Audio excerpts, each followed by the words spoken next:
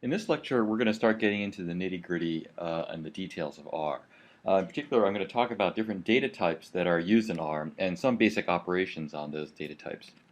So first, it's important to kind of get the language right correctly. So all the things that you manipulate in R, all things that we encounter in R, are what might be called objects. Objects can be all different kinds, can contain all different kinds of data, but everything in R is an object.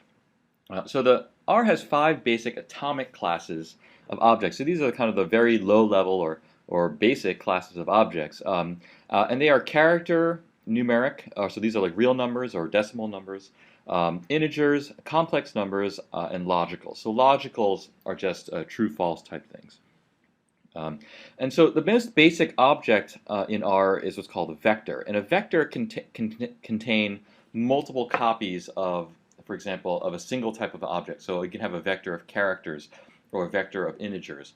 One thing you cannot do with a standard vector is have mixed types of objects. So you cannot have a vector of characters and numerics, or numerics and integers, or integers and logicals. Everything in a vector has to be of the same class. Of course, with any great rule, there's always an exception, and this one is no exception. So in this, with vectors, there's one type of vector that can have multiple different types of classes, and that's called a list. So a list is represented as a vector, so it's a sequence of objects, but each element of that vector can be can be an object of a different class. So for example, you can have a list that has a character, it has a numeric, it has a logical. You can have a list that's inside the list. One element of the list can be a data frame. So any element of the list can be anything. And that's actually what makes the list so useful. So the list is one exception to the general rule that vectors can only contain elements of the same class. So you can create an empty vector with the vector function. And the vector function has two basic arguments. The first argument is the class of the object, so the type of object that you want to have in the vector. And the second argument is the length of the vector itself. Perhaps the most important type of object in R, of course, is the number. So numbers in R are generally treated as what are called numeric objects.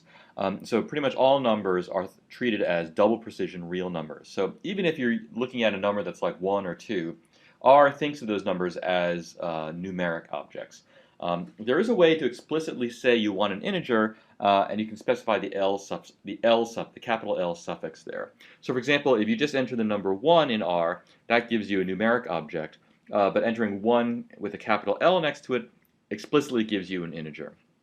This distinction is not very important right now, but it will become important later.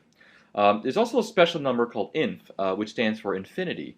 And inf is like a real number. It can be used in calculations, and you'll get the expected results. So for example, if you take 1 and divide it by 0, you'll get infinity. And if you take 1 and divide it by infinity, you'll get 0.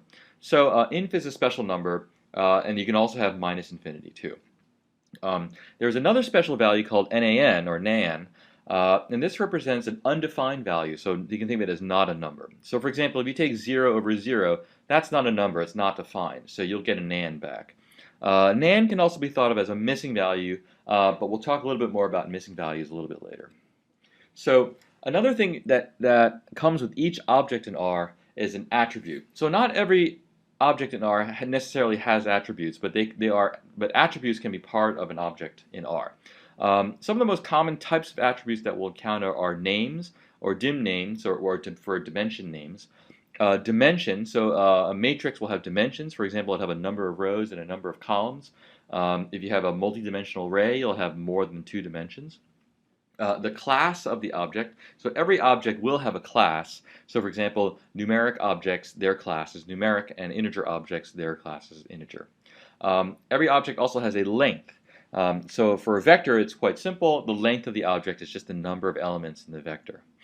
And then there may be other user-defined attributes or metadata, so these are things that you can define separately for an object using various attribute functions. There is a general function called attributes, which allows you to set or modify the attributes for an R object.